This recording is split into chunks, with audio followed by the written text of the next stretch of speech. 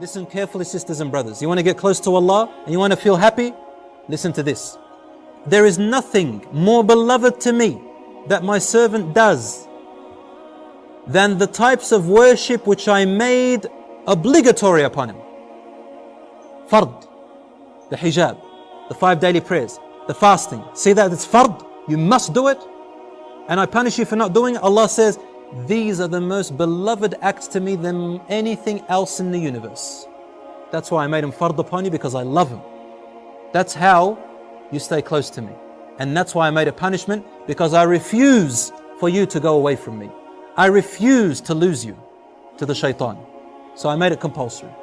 Then he said, وَمَا يَزَالُ عَبْدِي يَتَقَرَّبُ إِلَيْ بِالنَّوَافِلِ.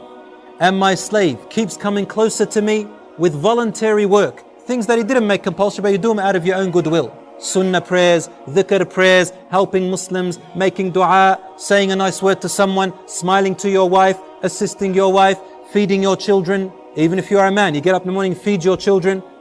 This is worship. My servant keeps coming closer to me with these voluntary acts, حَتَّى أُحِبُّهُ, until I begin to love him.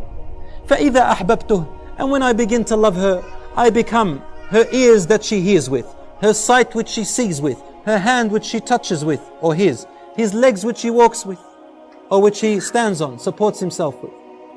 If he asks me for anything, I will give them, and if he sought protection from me, I will protect them. You know what it means to be your ear, your hearing and your sight and your hand and your support? It means that your ears suddenly, you'll feel like your ears only want to listen to good things. You know, pop music, Islam forbids it, right? And we know why. Your ear once used to love listening to it.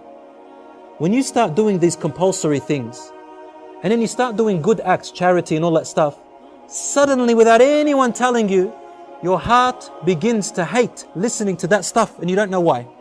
And your ear doesn't want to listen to it. Then you find comfort in Quran. Then you find comfort in the words that please Allah. And you feel discomfort when you're sitting in a group and someone backbites someone else. You don't want to listen. Someone talks about rubbish. You don't want to listen. Someone begins to abuse. You don't want to listen. Someone tells you, Rasul said, you open your ears. Your eyes. You see something haram, you don't want to look anymore. You feel discomfort.